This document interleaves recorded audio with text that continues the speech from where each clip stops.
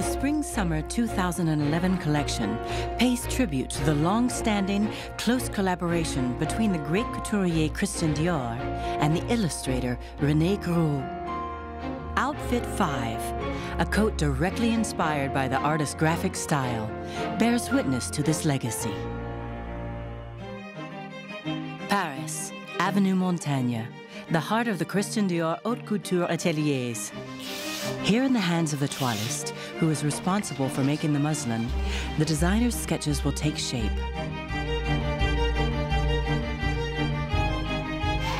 Quand je reçois le croquis, je prépare une toile en tarlatane sur le mannequin que je modèle au mannequin, suivant les formes qui me sont données par le croquis.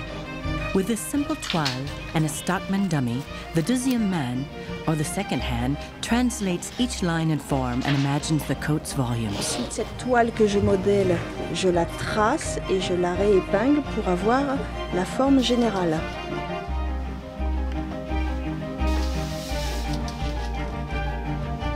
Each piece of the toile is indexed and annotated with the direction of the fabric and the cut involved, straight grain or bias. Captioned with meticulous precision, this toile will become the reference, the pattern from which each piece will be cut and the coat constructed.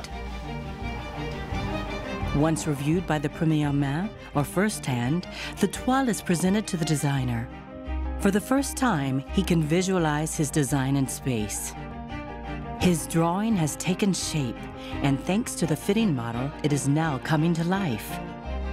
In the Gros-inspired collection in particular, this stage is vitally important. Thanks to a strong play on light, deep shadows are used to underscore the coat's lines and shapes. This is the effect of the collection, broad swaths of color underscored by ink-black lines. Embroideries will adorn these shadows of tulle, evoking the flourish of a brushstroke or a pen. The numbers and shapes penciled on the toile correspond to these separate layers of tulle that will form the coat's shadows. The second hand and the dressmakers start to cut the fabrics: red silk faille, white silk faille, and black tulle. Some parts of the coat will be embroidered, others pleated. The 140 centimeter squares being cut here are to be given to the pleater. This width is needed for the panels in the skirt section of the coat, which features sunray pleats that flare broadly at the bottom.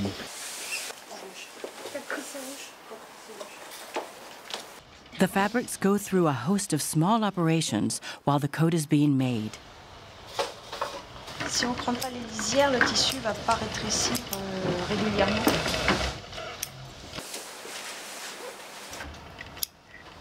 The coat skirt has no fewer than 16 pleats, 2 in white silk faille, 4 in red silk faille, and 10 in black tulle.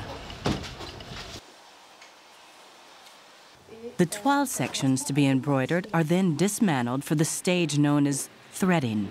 The tulle is so transparent and fragile, nothing can be written on it. So the design is threaded in white silk onto the black tulle weave. This technique is only ever used in haute couture. It is a long, fastidious process designed to avoid marking the fabrics when tracing the designs onto them. Le brodeur a besoin d'avoir la forme de la pièce à broder sur le tissu. Donc avec la forme des fils, il va déjà pouvoir reconnaître tout de suite ses morceaux et en plus savoir à quel endroit il doit broder pour que nous on puisse récupérer et bien positionner les motifs aux endroits désirés. Another operation is needed to prepare the tulle for embroidery. Et on coupe au carré pour le brodeur pour que ça soit plus facile d'installer sur les métiers pour éviter de déformer les tissus. Autour du tulle, on va mettre une toile, ce qui permettra aux griffes du métier de s'accrocher. Each piece of tulle is prepared and noted with all the information needed to apply the embroidery, the name of each design and its layout on the coat. Le corsage est brodé. The pieces of tulle are now ready. The embroiderer comes to the Dior Couture ateliers for a briefing. Je l'aurais plissé ou pas plissé? Plissé. Toi, tu bordes que la première couche qui sera le dessus en noir. The first hand and her second, the toiliste, go all over the details of the embroidery work the designer has asked for on each fabric, point by point. Donc vous êtes sur l'endroit là où il y a les écritures. Le col est brodé que sur le côté gauche, que c'est cette partie-là. D'accord. Là, si tu veux, on a notre rouge avec une épaisseur de tulle et après on a feuilleté. Donc là, on est plus rouge et là, on devient plus noir. Là, tu brodes et là, ça vient en mourant. Là, toute ta broderie, elle est du côté foncé. Là, je fais de la broderie là. Là, tu en as un petit peu, tu tournes. Ouais. Là, tu tournes un petit peu ici. Tu reviens ici sur le dessus et tu reviens ici. Et après, c'est notre panneau plissé de blanc. Foncé, c'est brodé. Et clair, c'est pas brodé.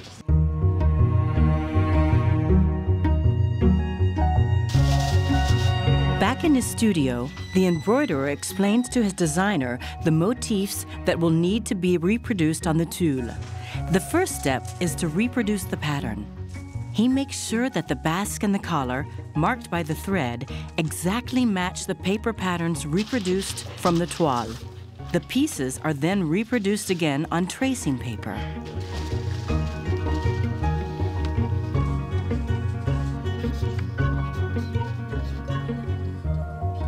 A sample of embroidery, previously validated by the design studio, is laid out to observe its effect. Donc ça fait ça, ça, ça.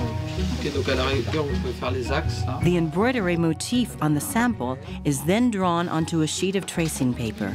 Et là, un truc comme ça. Qui suit comme ça. Ouais, qui suit comme ça. Comme ça. Ok, donc voilà. Once the embroidery has been properly positioned, it is traced onto a second sheet of tracing paper.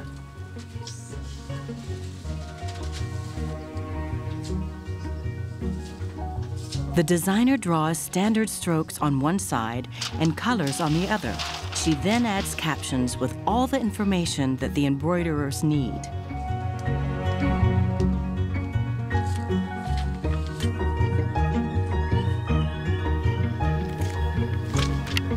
The exact position of each embroidery must now be approved by the Dior atelier. On démonte ça pour pouvoir passer nos fils. Oui. Ok, ça marche. Et comme ça sera démonté, après tu pourras couper tes ongles. Oui, bien sûr, Voilà, bien sûr. Ce que je fais, je démonte un petit peu de la basque. Pour, Meanwhile, the toile is dismantled step by step, piece by piece, to draw up the patterns. Each piece, either the original toile or a paper pattern of it, will be carefully drawn onto the fabric to prepare it for cutting. le droit fil, tu l'as là. The vast lengths of red silk thigh are cut to form the basques. The large pleats in the skirt, the 4 flounces, the body, and the entire top of the coat. Last come the 2 pieces of the collar. Smack. Ça c'est plat, ça se revient là. Ça c'est plat, ça revient là. In haute couture, chalk is rarely used to trace the outlines. Threading is generally preferred. When chalk is used, it is only ever traced on the underside of the fabric. Here, the front and right-hand side of the jacket are traced on one length of fabric.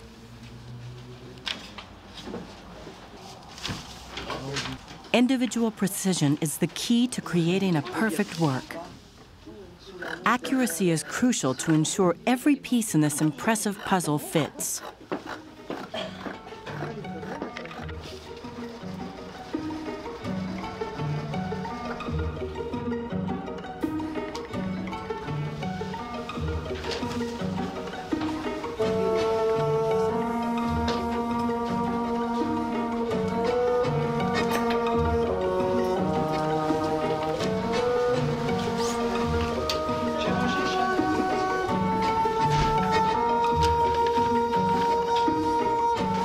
Here a tailor is preparing a length of white triple organza. It will be used to interface the collar. Placed at the heart of the coat, this fabric is a reinforcement that will give the garment its hold and stiffness. The large black flounces and the front basques are also interfaced with triple organza. Tu as deux épaisseurs de rouge, dessus-dessous. Oui. Donc c'est celle du dessus, basque devant, je te marque dessus. Oui, Ok?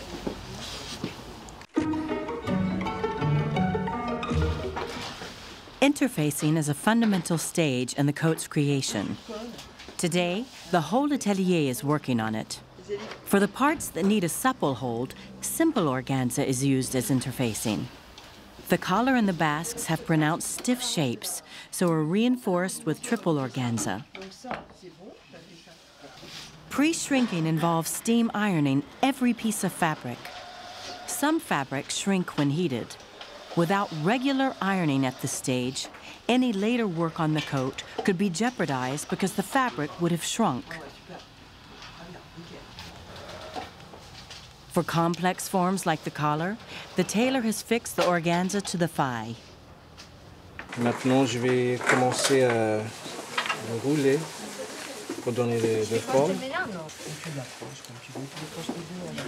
Là, je vais baguer cet organza, mais je vais déplacer mes épingles parce que maintenant, quand je vais le mettre, je vais le rouler sur le mannequin, ça va bouger.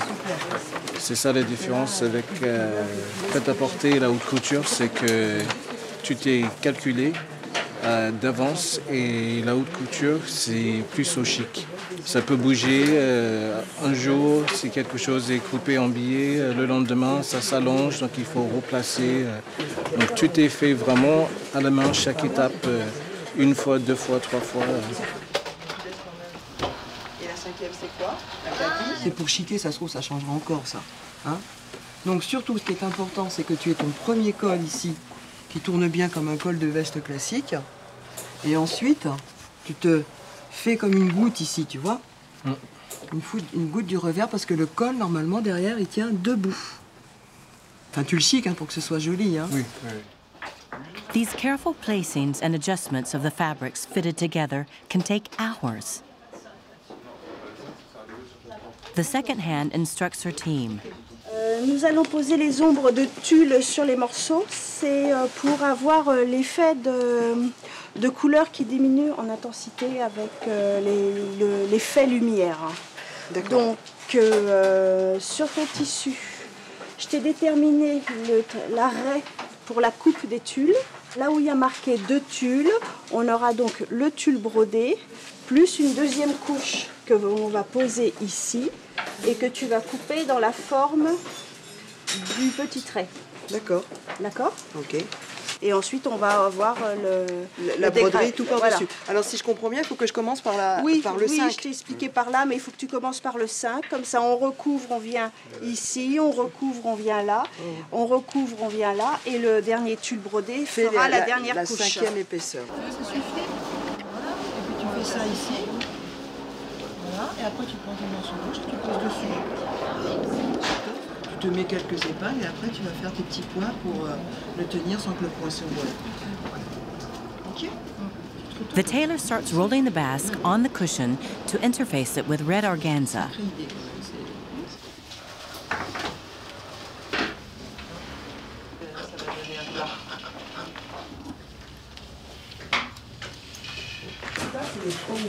Après, l'autre, tu le chiques comme tu veux. After pinning the tulle to the red faille, the two fabrics are joined together by a tiny invisible stitch.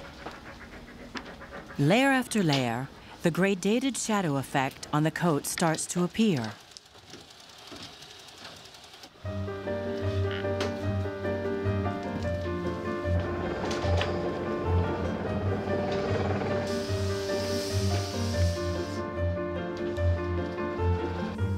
Each piece of tulle is pre-shrunk.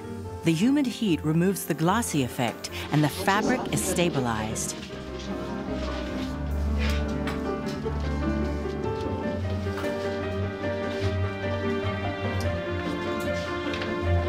Here, organza is laid flat over one side of the jacket to interface the faille.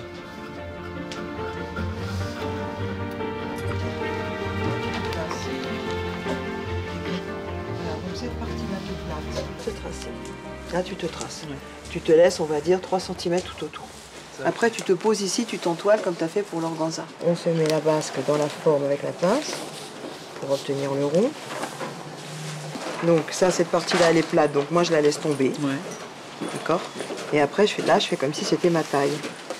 Ok. C'est ce que je te disais, pas déformé, surtout bien caressé dans le droit fil. Et regarde ta basque, elle tombe toute seule. Tu vois, quand tu la poses sur la fille après, elle se positionne directement. On the dummy, the dressmaker shapes the pleats in the back of the jacket.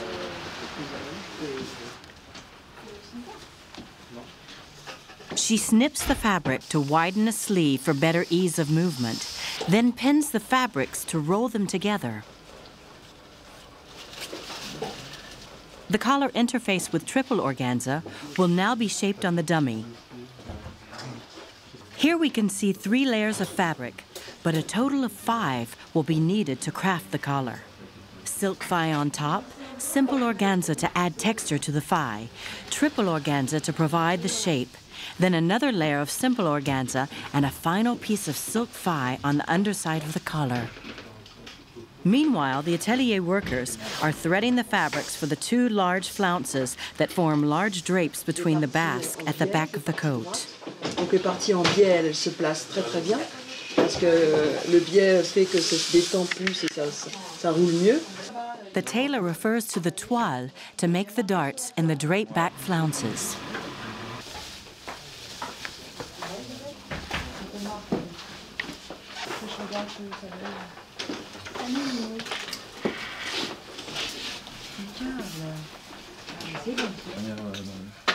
Superbe, magnifique, bravo Yacine, je te félicite.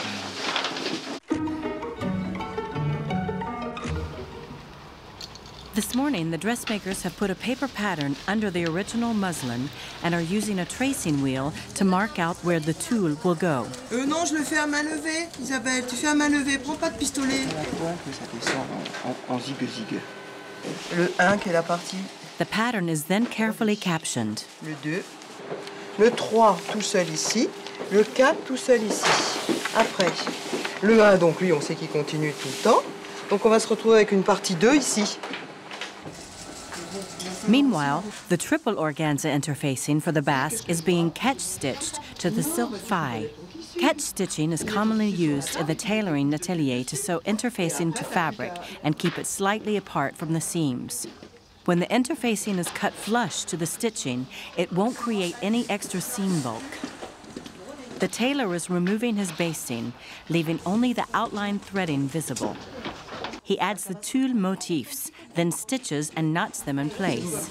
Non mais c'est un nœud en fait. Ça doit être quoi? Plus, hein? Ça peut être moins.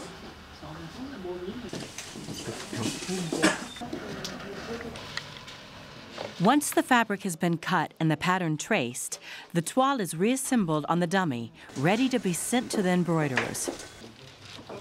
Here the embroiderer is submitting the position of each piece for the atelier's approval.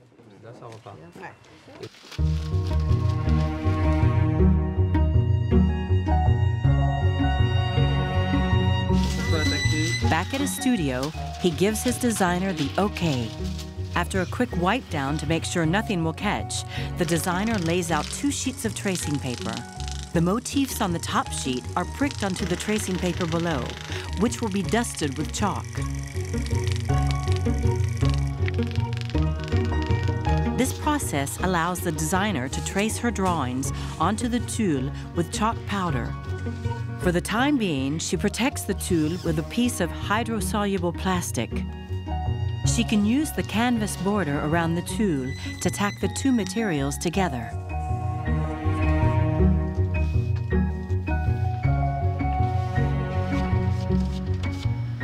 The motifs are dusted with chalk and appear on hydrosoluble film. On smaller pieces, they sometimes appear directly on the tulle. The pieces to be embroidered are packed up with the caption tracing paper and taken down to the embroidery studio.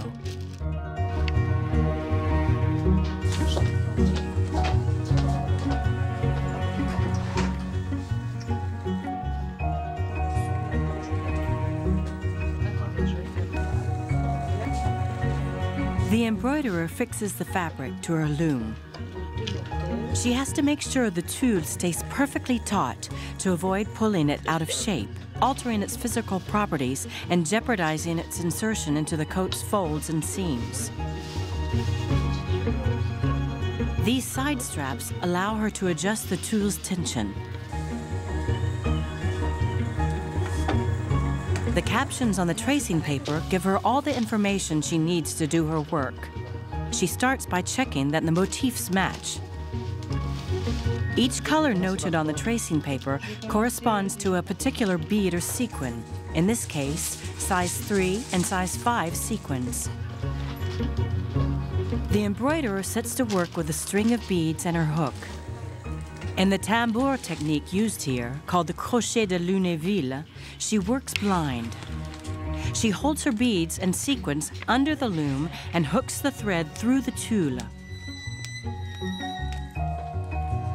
Only the knots are made on the surface.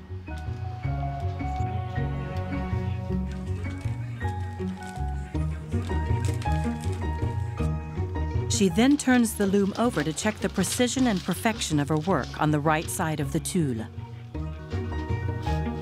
After the embroidery for the tulle on the basques, we move on to the embroideries that will adorn the drapes of the flounce. Embroidering single beads is the longest, most fastidious method. Every bead has to be knotted.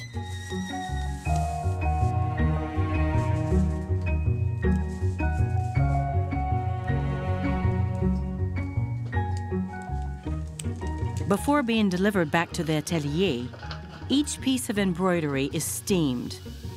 The fabric falls back into shape, the gleaming embroideries perfectly aligned.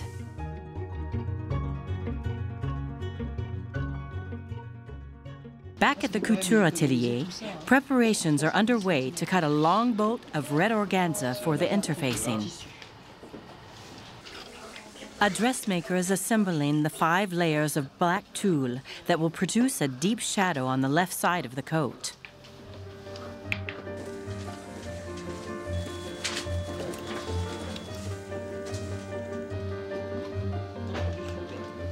First, the excess fabric is cut away. The edges are cut down to 3 centimeters from the basting thread, which marks the collar rim. A lot of care and attention is needed to shape the collar, but it will only be final once the last 2 layers, the simple organza and the red silk faille underside, have been basted on. La doublure, elle vient pas au bord du manteau, donc on est obligé de laisser ce qu'on appelle la parmenture.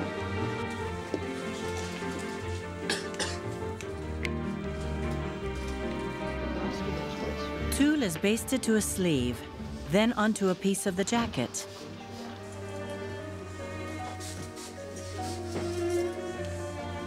The right-hand side of the jacket has been interfaced and refitted onto the dummy.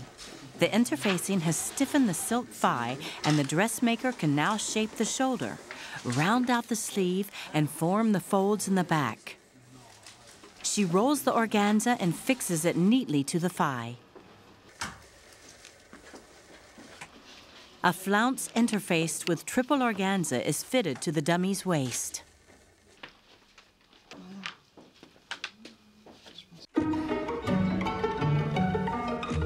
The side pieces of the jacket are being machine stitched to hold the various layers together.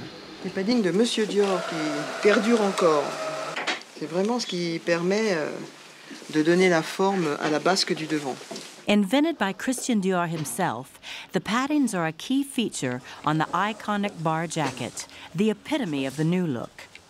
These small padded cushions give the emblematic basques all their shape. Je pense que c'est un travail qui est bien spécifique à Dior. On ne trouverait pas ça dans les autres maisons de couture.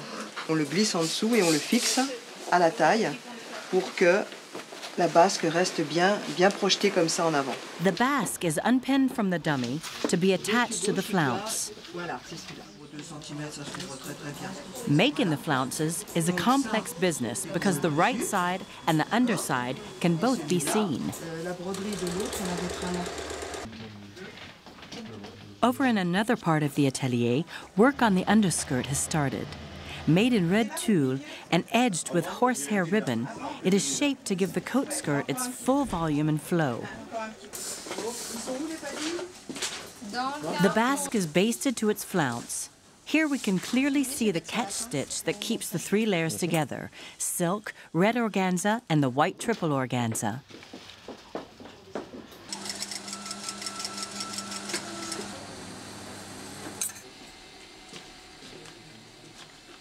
The dressmaker removes the basting and gives her piece a quick iron to reshape it, the finishing touch after every stage. On this coat, the sleeves are integrated in the side panels of the jacket. Alors là, on est obligé d'ouvrir le tissu à son maximum parce que notre manteau, c'est ce qu'on appelle une manche kimono. La manche qui est à même les vêtements. Voilà, pour qu'on puisse obtenir cet angle, une fois qu'on a piqué ces 2 coutures-là, on est obligé de fendre au milieu et puis de surfiler pour pas qu'on ait cette mésaventure qui nous arrive. Some pieces can only be assembled by hand. A piece is fixed under the basques. It's a structural element called a technical basque. It holds all the pleats in the skirt, which are too heavy to be sewn directly to the basques themselves. Slowly and meticulously, the coat jacket is crafted. The excess fabric is notched, then cut. The collar is attached to the jacket. Next comes the painstaking process of fitting the new outfit onto the dummy. The tailor rolls the fabrics, adjusts the sleeve or tweaks the pleats in the back of the jacket. The right sleeve is made of red silk interfaced with organza, but the left is covered in 5 layers of black tulle. Tricky. The atelier slowly empties. After hours of work, everything is in place, pinned and tweaked.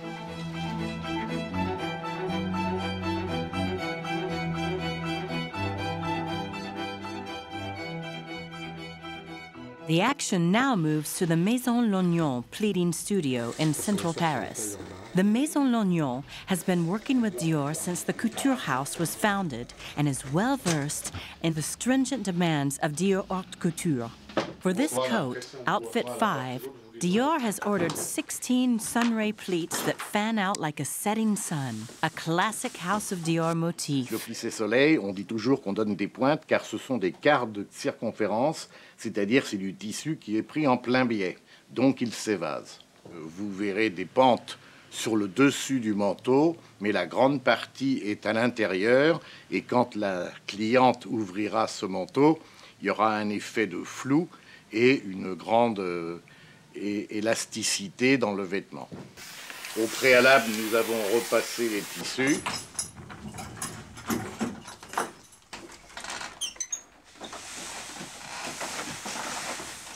On pose la pointe qui est une pente en biais sur le moule que nous avons fabriqué à la maison. Et ensuite, nous les coupons à la dimension extrême du moule. Nous refermons les 2 épaisseurs. Nous calons avec des bois pour que ça ne bouge pas. Maintenant, ils vont former tous les plis et vous voyez les mains s'agiter de droite à gauche. C'est pour que les plis soient bien rentrés d'une façon identique du haut en bas de la pointe soleil.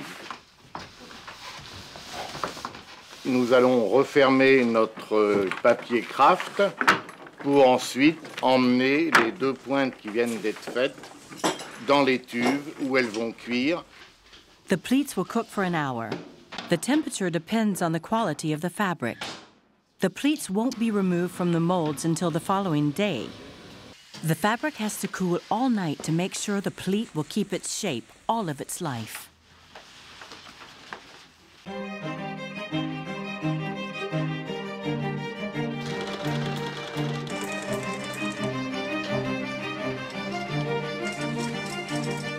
The red tulle from the underskirt is edged with horsehair ribbon to give maximum shape and spring.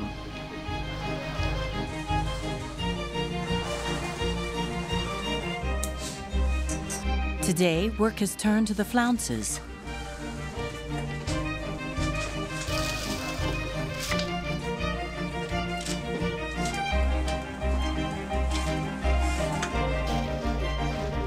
The atelier has just received the pleats from the Lagnon studio.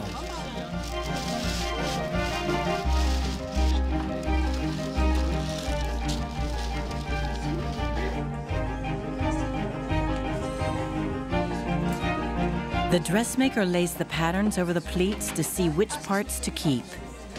Voilà, c'est comme des lignes, comme si le styliste avait dessiné ces plis comme ça. Then comes the threading. It marks the contours of the pleats before cutting and keeps the pleated fabrics together before the final stitching.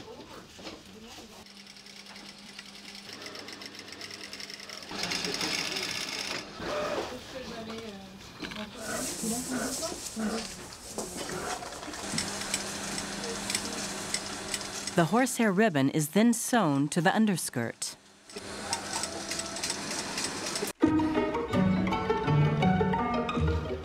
The black tulle and the faille pleats are matched up.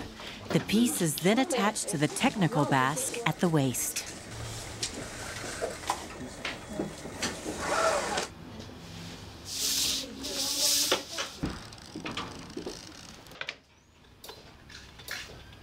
One by one, the tulle pleats are fitted onto the faille, then basted.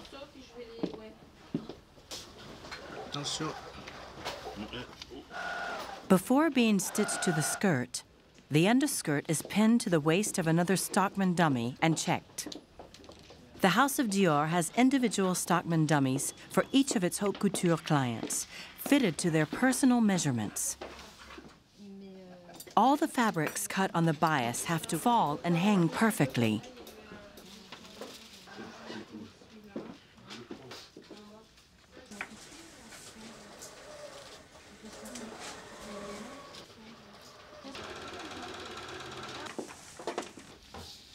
The tailor now fits 2 layers of tulle onto the red silk pleats.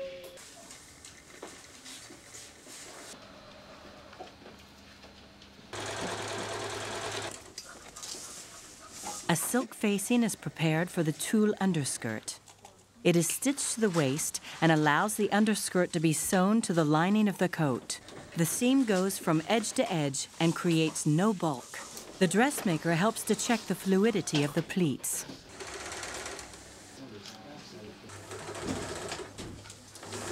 Le plissé, il est tenu là-dessus, pas plus. Hein. Après, ici, il n'est pas tenu, hein, le plissé. Hein. Après, c'est le manteau qui vient là. Je pense que la basque en crin, il faut la monter là.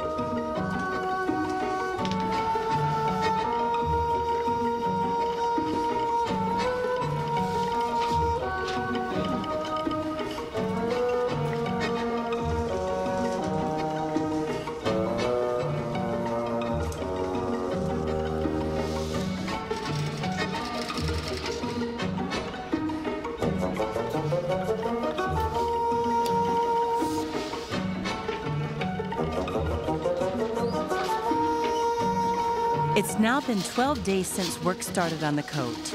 Today, the atelier receives the embroidered tulles. The embroiderer has come to present his studio's work in person. Ah, puis là, ça épouse bien le trait de crayon. Ah, c'est joli. Et la manche. Alors, le plus long, c'est ça. Parce que ça, c'est du cassé. Et quand on casse, ouais. On arrête le fil, on recommence, on arrête le fil, on recommence. Et on va mettre autant de temps à faire ces 3 petites choses-là que tout ça. C'est vraiment bien plié, hein. Voilà. Donc je pense qu'il va falloir que tu fasses comme ça. Pli par pli, ouvrir et pli par pli, te le caler.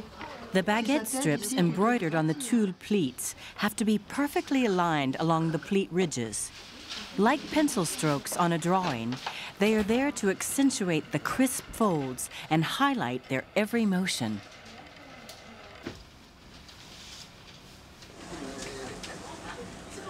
The time has come to fit all the embroidered pieces onto the coat. Applied with care and precision, fine embroidery now adorns each of the darker pieces in the coat, the flounce, the large pleated skirt panels, the basque. The seams on the tulle are all French seams, a clean, fine, single-line stitch.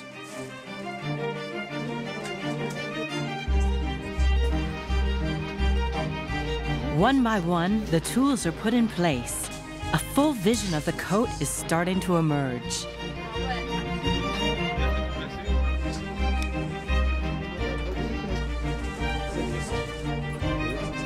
In a flurry of fabric and excitement, the pieces move to and fro from the table to the dummy.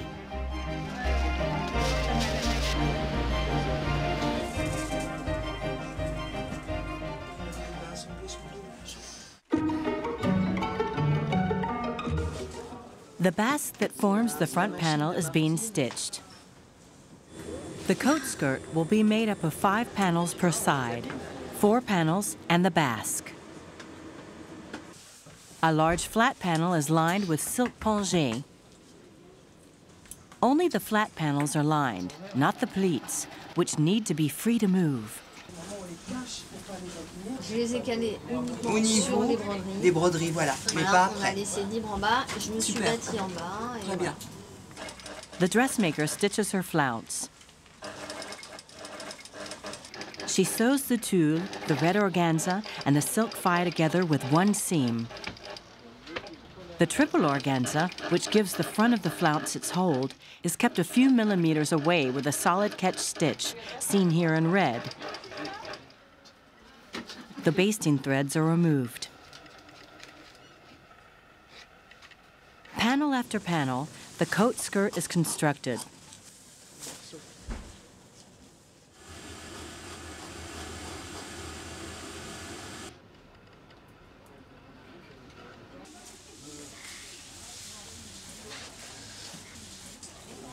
Comment ton pli après il va visser comme de l'autre côté, tu sais. Et là, il va... At this point, the coat has become so voluminous and fragile that an extra person is needed to help hold it.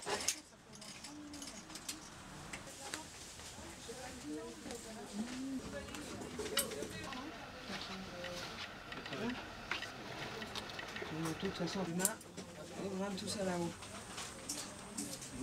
Ce qui rend là, c'est les panneaux plats de la... Lastly, the pieces that make up the bottom of the coat need to be assembled. Tout comme tu voulais. Here the basque is being pinned to the flounce. The different layers in the coat are so thick, it is getting harder and harder to pin and stitch. Ok. Celui-là, il revient par là. The dressmakers assemble the final panels for the skirt. Donc les emballeurs. Écarte encore. The underskirt doesn't seem to boost the back of the skirt quite as hoped. Un peu, c'est important parce qu'après quand tu as glissé ici, qu'il arrive serré ici et ça repartait comme ça. On peut mettre carrément un comme ça. Oui, en bas. comme ça, D'accord. comme ça. La Ok. même chose que ça. La même chose que ça. De là De la plat comme il a fait ici. et là jusqu'au dos. Jusque là où tu te Ça retournes, vient Didi. Là, il ne faut pas. Ça, c'est sûr. Il faut que tu fasses ça. T'as de la longueur là. Ah, écoute, tu vas voir déjà avec ce que tu as.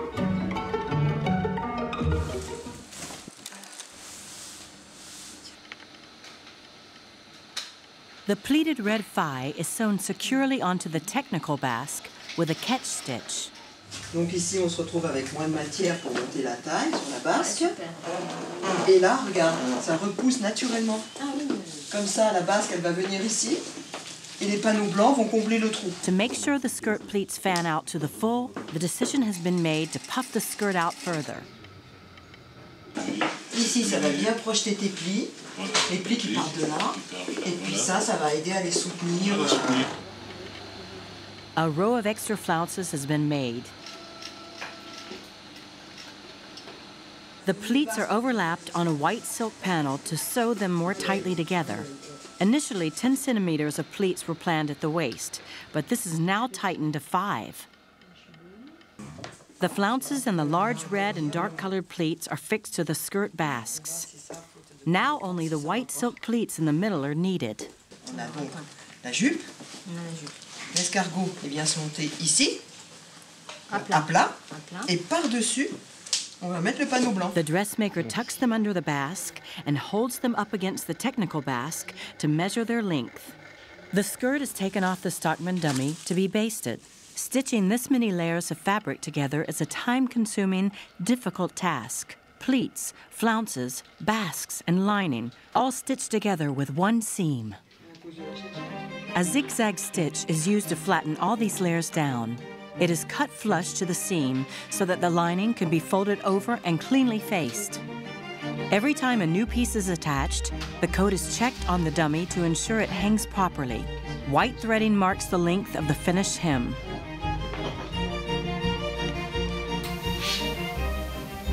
The tailor is working on the top section, finishing off the embroidered tulle that covers the whole jacket. For now, he is working on it flat, but soon it will have to be fitted over the red silk jacket.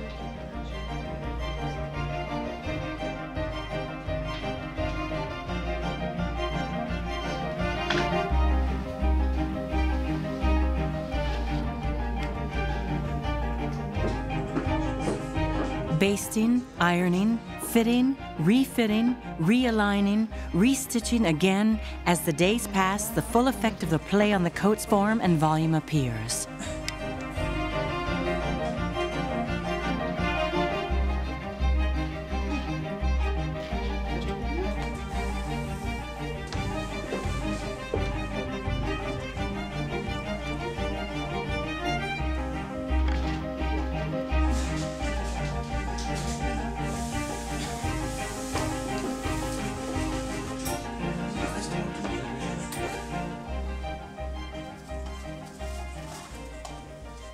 The tulle is flattened onto the faille, making it look like one single fabric.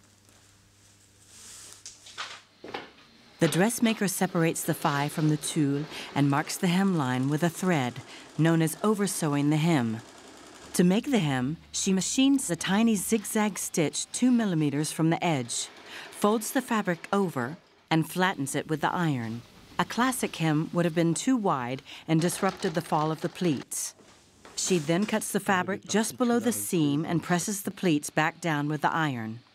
A small piece of organza is attached to the collar as an extra bit of interfacing to make sure it keeps its shape.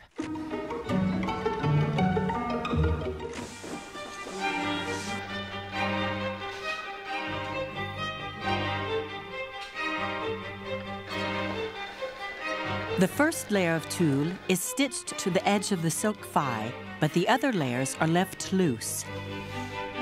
Now that the undersides of the kimono sleeves are finished, it's time to prepare the tops and the shoulders.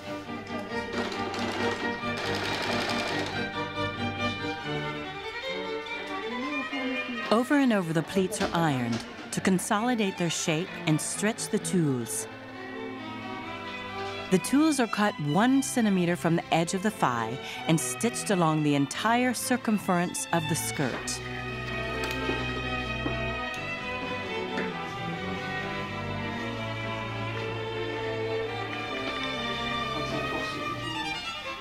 The tailor bastes the jacket collar and presses the seams. This is to ensure the tulle is nicely fixed at the edge of the faille and can be easily rounded over. The tulle will be stitched 2 millimeters behind the back of the collar to make sure the seam is invisible from the front.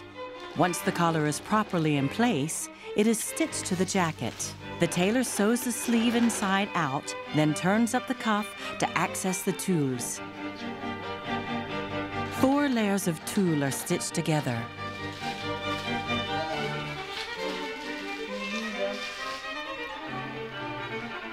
The 5 pieces of tulle at the cuff are all layered, each 1 centimeter shorter than the next. The dressmaker dons the sleeve to give it volume, then fixes the loose tulle to the middle seam. The embroidered tulle is laid on the collar. The folds at the back of the jacket are arranged and pinned. Alléger, incurver, c'est voulu.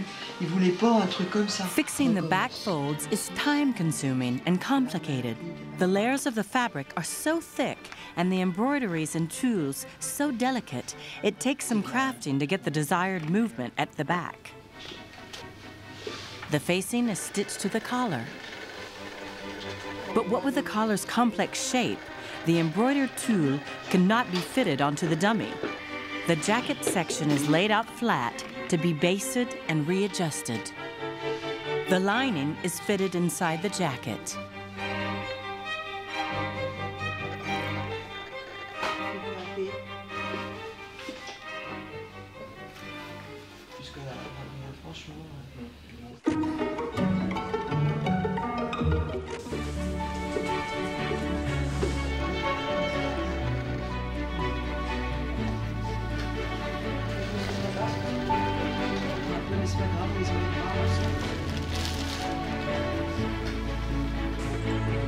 The jacket and skirt have been pinned together and are now being basted with silk cord. This cord is woven with several threads and is virtually unbreakable. Silk cord is very rarely used for basting, but with no less than 18 layers of fabric to stitch together at its thickest point, this coat is an exception.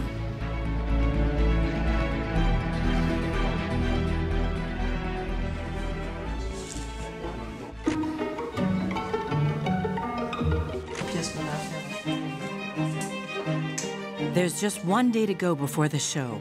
Tomorrow, the coat will feature in the Dior Haute Couture collection. The dressmakers embroider the fasteners. The term is brodé, a haute couture word for a fancy stitch that is stronger and more aesthetic than a simple one. A gros grain has been added to the waist to keep the coat securely closed. It supports the skirt, taking its weight off the jacket. The dressmaker puts the pads in the basques, the secret to the iconic shape of the bar jacket. She sews 5 large, loose stitches that will secure the collar, but leave it free to move.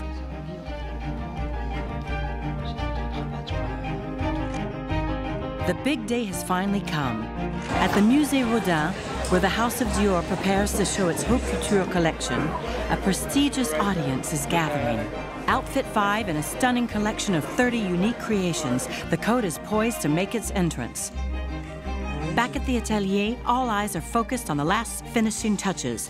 Large loops are stitched to fix the underskirt with no studs. The coat has to be able to flow naturally with the body's movements. 3 hours to go. The tension rises. Hair and makeup artists hurry to finish. Now for the ultimate final touch, the label, Christian Dior Haute Couture, the seal of excellence. The coat is ready. It's about to leave the ateliers. After weeks of work, one detail remains. A luxury accessory to heighten the look, define the flourish of a unique creation. The red crocodile leather belt cinches the silhouette. Out go the basting threads, freeing the tulle pleats tucked into the thigh. The first hand checks that the execution is perfect, translates every stroke of the designer's inspiration.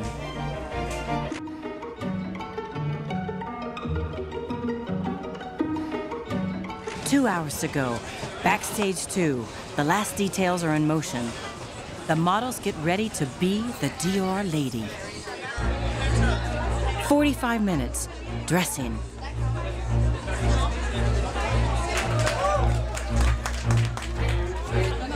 Ten minutes, line up.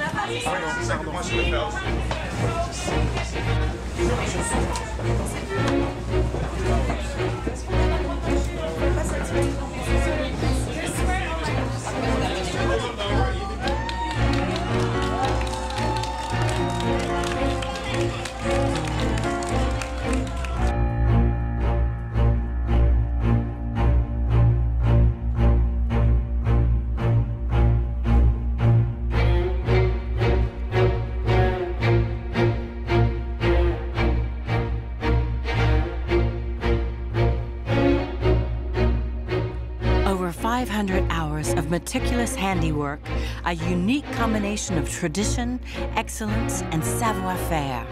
All this has brought the designer's sketch to life.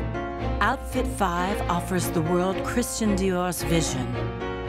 Haute couture that exalts and magnifies femininity, forever extending the limits of creation.